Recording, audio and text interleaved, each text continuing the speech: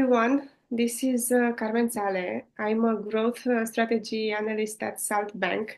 It's the first digital bank in Romania. We just launched a few months ago and, of course, waited for a little while to get some data.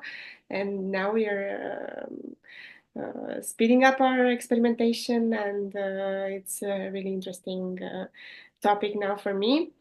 And it brought back to me in a discussion on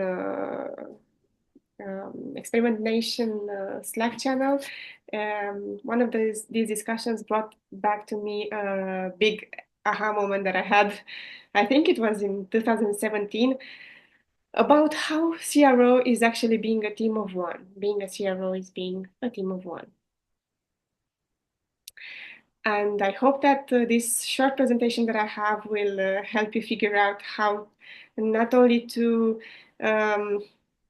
increase the team by without having to increase the actual team, not the size of the team, and how to get more people to contribute to what you're doing in your experimentation work. These are things that I'm trying to apply myself, and I've been doing conversion rate optimization since 2013. Mostly agency side, but now it's my second role in-house, and I've been with Salt for almost a year now. And yeah, different places, different challenges, and it's really interesting to see at least and hear from other people who move from agency to in-house that this feedback that I was expecting the level to be higher because I was used to agency level, the know-how level and the experimentation maturity that an agency that relies on CRO has usually cannot be compared with the average level and average maturity of a company that is just starting their experimentation program. But there is this difference is just in the beginning, because if a company is open enough and smart enough and you have the right level of support, then you will find agency agency projects the boring ones. Okay, so if you are in-house, if you are a CRO in-house, working in-house, or even in an agency, let's say like I was a few years ago in an agency that was a data marketing agency working on several verticals and also offering CRO, and I was the only one doing that. You might be, like I said, the only one who is covering this role. And this means that very often you might be working with people who've never worked with a CRO before and who are struggling to find a way to work with you. You are struggling to find a way to work with them. And there is a lot of fine-tuning about this entire work process, right? And who does what? Sometimes ends in I will do everything and I need to know a little bit of everything. Because it's true, as a CRO, you of course have to know A/B testing, personalizations, feature flagging, when and how to use them and what's best and in what situation, right? You need to have some data skills, right? You need to read your own reports, know how to read and interpret data. You need some advanced data skills. You also need to be a little bit of a statistician to get some info about how your tests are performing, right? To be able to draw conclusions and to see if you have the right sample size, to see if you have the variant, the splits, the statistical significance, and so on, right? You need to be a strategist, obviously, because as a strategist, you will come up with a different approach to a problem statement, a different approach that you can test. You need to be a copywriter, of course, because come on, who sends who sends a copy to marketing department and the marketing department to send it over to the creative agency for you to do your test? In most cases, you need to have some copy skills as well. You also need to have a little bit of development skills, at least basic skills, where you can understand and do some estimations of the estimations that you're gonna get. If you suggest testing a rocket ship or a radical redesign or a radical interaction, those are going to be experiments that might seem really easy to you. And of course, you might get reply from your developers, come on, what is this? And that it takes too long, costs too much, right? Of course, you need to be able to understand traffic acquisition, you need to be able to assess the performance of your acquisition channels, and especially where there is lots of money involved and you are spending a lot on paid. And then you need to be able to look at the performance of the ads and draw conclusions based on whatever you can test, right? Whatever you think can be improved there. Then you need to know platforms, you need to know tools, your testing tools, your user research tools, your qualitative research tools, your any kind of tools, even AI tools. You need to be up to date with the product backlog and calendar. You also need to have designer skills, at least a little bit, to know how to build a wireframe, to know how to do a presentation. I don't check this one, right? My presentation looks really bad, but this is it. This is my level. And yeah, you also, ideally, you should also be able to understand a little bit about the product side, right? You need to be able to understand if there are other issues that are the real problem and not things that your um, hypothesis can solve or cannot, right? So all these little pieces of different jobs, they add up in a CRO job description, right? One way or another, you kind of need to have some information about that. But it can be also a trap. This can lead you to a moment when you are frustrated, and it happened to me in the past to say something like, okay, then I will learn to code. Then I will learn to, I don't know, I will learn SQL. I will learn uh, whatever. I will learn to design. That's not the solution, in my opinion. That's just coming out of frustration, and it only builds more frustration because, of course, it's not your job. And unfortunately, if you focus on something else, you won't have time to do your job, and it will, if you ask me, if it takes a designer 15 minutes to do a presentation or a wireframe that it takes me 2 hours, then I will send it to a design, right? Time, time well spent. So yeah, you are supposed to be this inspector gadget with different tools and know how to handle them all in order to do your job right. Hi, this is Romo Santiago, founder of Experiment Nation. To celebrate our 5th anniversary, we are holding weekly giveaways until November 29th. Prizes include books, free consultation services, and even a t-shirt. To enter, simply join Experiment Nation Slack and fill out the entry form that can be found in the description or through the QR code on the screen. Now back to the session. And I remember that in my previous jobs, I did a few things wrong. Because I gave the impression, I think I gave the impression that it's okay for a CRO to do all these things, and it's really not. It's okay to know them, but it's not to okay to for others to expect for you to do them at a specialist level, right? it's a different thing between understanding and actually doing. And yeah, so one of the things that I did wrong in my previous jobs was that I just did my job. I was in charge of experimentation. I did experimentation. I did CRO audits. I handled the clients. I discussed with them. I presented, and so on. And yeah, but just by doing only my job, right? I didn't interact that much with people who are doing their jobs. And I'm talking mostly about the case of being in an agency with different verticals. The other colleagues didn't really know.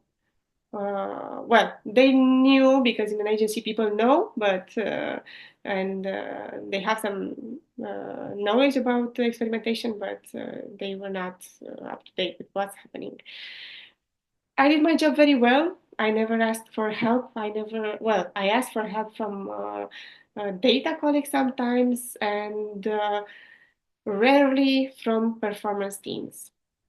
I was very reactive to questions, and I remember this one colleague who was in business development asking me, "Hey Carmen, can we have a meeting? Because I'm trying to sell CRO to some of our existing clients in other verticals, and I need to understand what you're doing, right?" And that's when I figured out, oh my God, I've been here several years and she doesn't know exactly how it goes and how the process goes. And it's a little bit scary, right? If I leave, then what's gonna happen? And yeah, so that's when I realized that I had been way too reactive. Uh, Not okay. Then the truth is that when I joined that agency, I suggested doing some presentations for the teams to know each other and to know the possibilities that arise with having CRO services.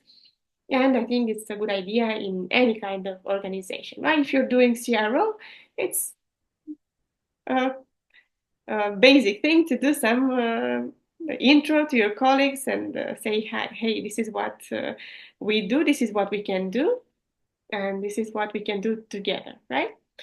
And I kept postponing those. I don't remember exactly. It was during the pandemic. Not everyone was in the office. Everyone was busy with their own. So yeah, I kept postponing. Another bad step for me. And again, I just settled for the buy-in of the founders. Of course, the agency managers, they knew what I was doing. They knew how everything was going. They were okay. I didn't have to approve anything. I didn't have to run by them anything. So everything went from me to the client, and this can look like a good thing, but this short communication highway is uh, is bad for the entire CRO program and the entire understanding of the other teams what regarding what the CRO team is doing or the CRO person is doing or the CRO one person team is doing.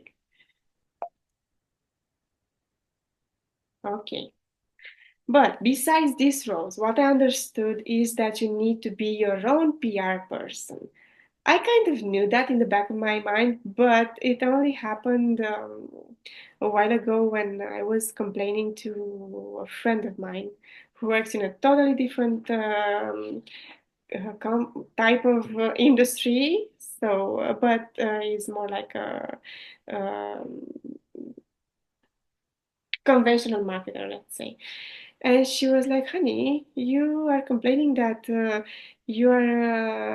people don't understand what you do and don't prioritize things or are not up to date with what you're doing. Yeah, then you need to do some PR for yourself. Okay, PR for myself. Yes, those kinds of emails with, hey everyone, this is what we did in A/B testing this week. Hey, hey, performance colleagues, let me see your creatives to see how you can personalize the flows from your ads to the landing pages to everything that's supposed to be converting. So yeah, this is the moment when I realized that okay, now I also have to be my own peer, right? My own peer in the company. And I realized that doing this kind of personal or professional PR effort has to start with an intro, right? People need to know, okay, this is the CRO specialist or CRO manager or whatever you want to call the role. This is what they're doing in general. This is what we can do, and these are the possibilities, and this is what we can do together, like I said before, right? And educate your colleagues. If there's something that I did right in the past few months is to have a meeting with my colleagues, especially product owners, to walk them through some real examples of what A/B testing can look in their products, and not just A/B testing, but experimentation in general, because we're doing a lot of offline experimentation as well, not just in the app, and get them involved, get them to contribute, at least get some feedback from them, like they know their products better. In my case, the product owners, of course, they know their product better, and they can give feedback on what's a good hypothesis, what's an interesting approach, what's a problem that they stated, and so on. And yeah, you can end up having a kind of CRO newsletter. You can end up having including more people in your basic work-related emails if they are only partially interested in the subject. Make sure that you keep them in your CC. Also, it's a good idea to treat objections. I think it's a part of educating your colleagues, and educating people also means explaining to them how hypotheses are built and why sometimes thinking that you have a good idea might not prove to be actually a converting idea, and that might not bring you to the result that you're trying to get. And yeah, treat the objections about um, winning rate, A/B testing winning rate, and how so many features are being launched without even being tested compared to things that are launched with testing, and so on. Even if the testing is inconclusive, even if the testing is losing, and yeah, at least set some basis for them to be a little bit educated in this field. And of course, it's really important, and I recognize this in the past few years that I've been trying to do, to set goals related to how um, I make my own work known, right? So within the company, especially, that's what was bugging me mostly, how I make my work known. And it's really interesting because I don't. Sometimes I think within some different constraints, and when I started experimenting at my current company, our our VP of business, he just told me, Carmen, I want you to add the screenshots of your variation and some explanations, and print them on a basic page, and post them with duct tape in a meeting room. I want everyone to see them. I want everyone to be aware of what's happening, right? So with my constraints, I would have never done such a thing, but now it looks like a good idea, and I keep printing variations and statistics for the A/B test that we are running. So how do you move from being a team of one to creating the culture of experimentation that has been in the spotlight, especially these past 2 years? So in my opinion, it's getting from one to many, right?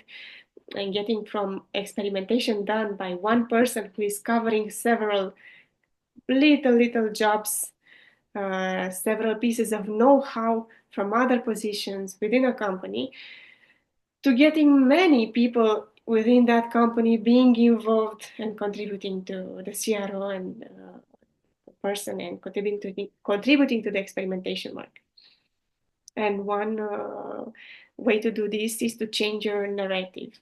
If you change your narrative, then you will think that you are not in this alone, right? Stop doing what I was doing, that thinking that I'm supposed to do this, and it's just my job, and no one else can learn it, and no one else can contribute to what I'm doing. So I have to. One thing is to own the experimentation program. Another thing is to do every little piece of the puzzle by yourself, right? So yeah, you're not in this alone.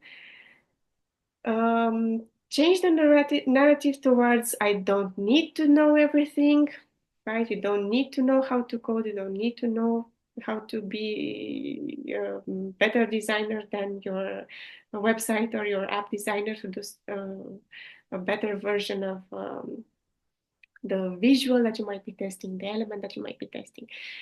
And I'm more of a doer than a talker. This turns to the previous point that I made about doing some PR for yourself, right? Telling people what you do, telling people about your wins, telling people about your losing experiments, and telling people about what a realistic winning rate is, and telling people about how it's about learning, right?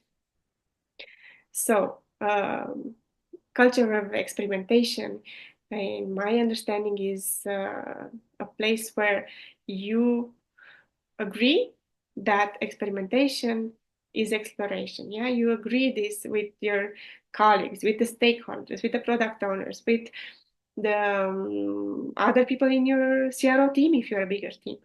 Experimentation is exploration. This really reduces frustration, and this, I think, amplifies the way you look at an experiment through the lens of what can I learn, and list as many learnings as possible. So for example, now I have an experiment that I just stopped. It was well, it was the same, right? The impact was nothing. Basically, it didn't. The hypothesis was not validated, and the difference between control and the treatment was almost nothing.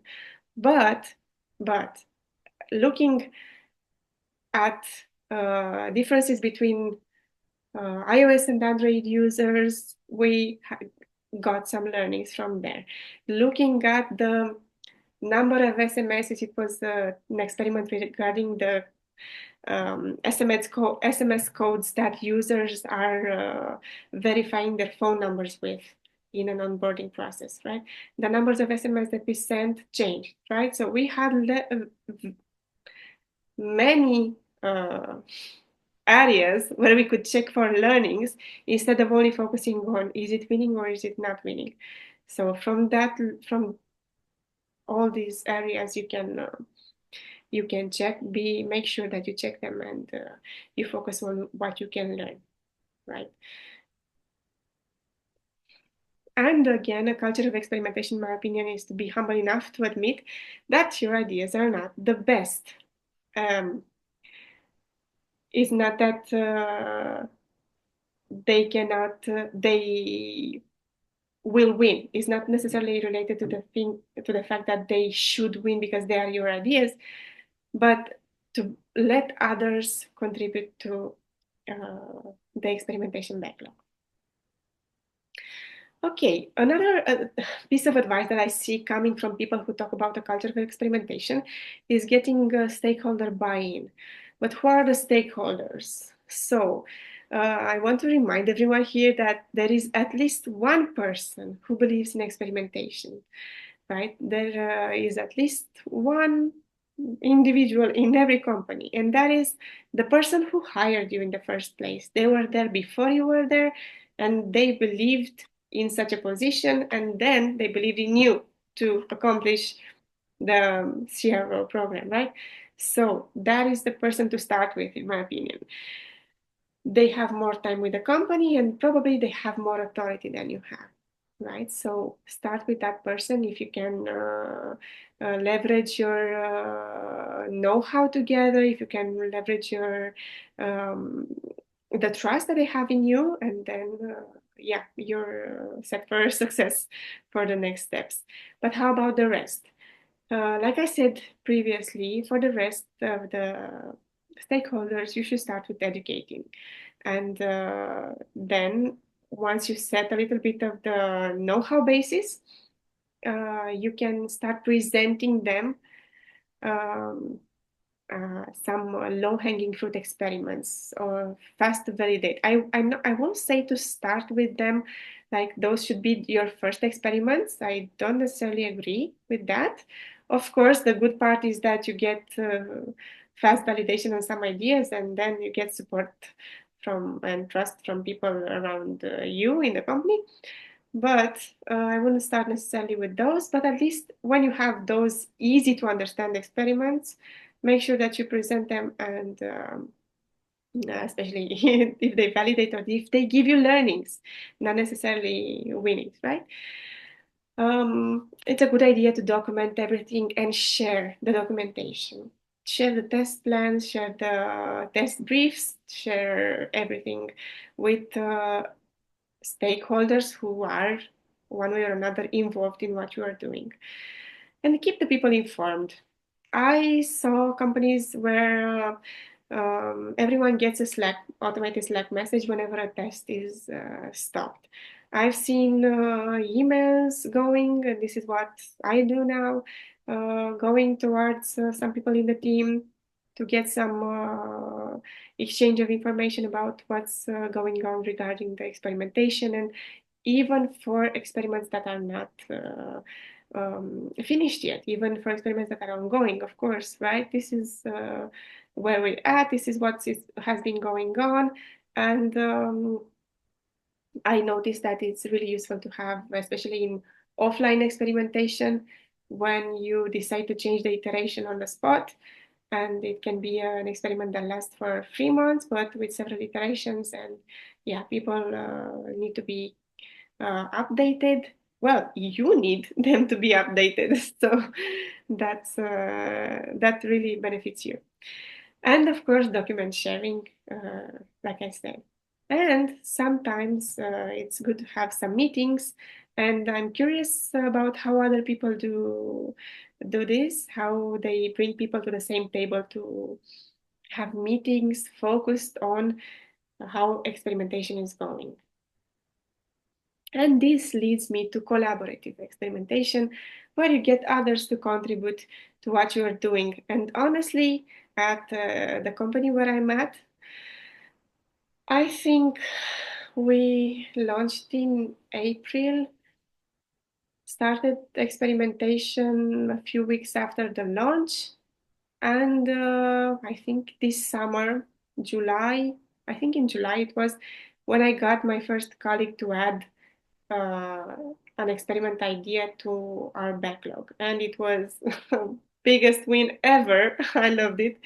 And it was such an interesting hypothesis, such a good thing to test. Um, and yeah, uh, it was a proof that the product owner understood what we can do, and yeah, is helping and becoming part of the CRO one-person team is not anymore a one-person team. So another thing that you can do in order to increase collaboration is to make friends, of course. If you're not a developer, make friends with developers. I mean, try to speak the same language, try to give them understanding. And if you're not a data scientist as well, if you're not a UX designer, again, yeah, and so on. Try to make friends and not necessarily start having the morning coffee together, but try to give each other flexibility. So, in my point of view, flexibility is the best part of understanding each other, because they feel like you are uh, aiming for the same goal, and that you are not putting extra work on each other, right? So this is what most people might think. Okay, this the CRO, besides the huge task list that I have, there's this CRO specialist or growth specialist or whatever that is bringing me extra work. So no, everyone else is in your team, right? The ideal place to be is where everyone else, all the at least some people in product, at least some people in UX, at least some people in data and development are in your team. But the truth is that you're responsible to create this system, and it's good to consider that you are depending on the moment and your age at the company, try to think about where you are. I gave a suggestion about the book to read. It's called The First 90 Days, and it's really about how to position yourself and make a roadmap for your first 3 months within a company in order to achieve some goals that you want, uh, personal, I mean, related to your own work and related to how you work with others, right, in terms of processes and workflows. And the more transparent the workflow uh, and the better communicated from the beginning, the better the results, right? Because if you know from the beginning who does what and when, well, you work really smoothly afterwards. You might have ideas rejected, you might have winning variations that are just disconsidered, you might have workflow issues. This is not something that everyone gets right from the beginning, but my suggestion is not to give up and turn again to those stakeholders who already believe in you, and turn again to your success cases, and yeah, keep building on top of those. And again, remember to make experimentation about learning and not about winning, but I'm sure that you know that. Make sure that everyone else around knows that as well. Thank you for your attention, and I hope you got some useful ideas that you can apply. Bye bye. Hi, this is Romo Santiago, founder of Experiment Nation. To celebrate our 5th anniversary, we are holding weekly giveaways until November 29th. Prizes include books, free consultation services, and even a t-shirt. To enter, simply join Experiment Nation Slack and fill out the entry form that can be found in the description or through the QR code on the screen.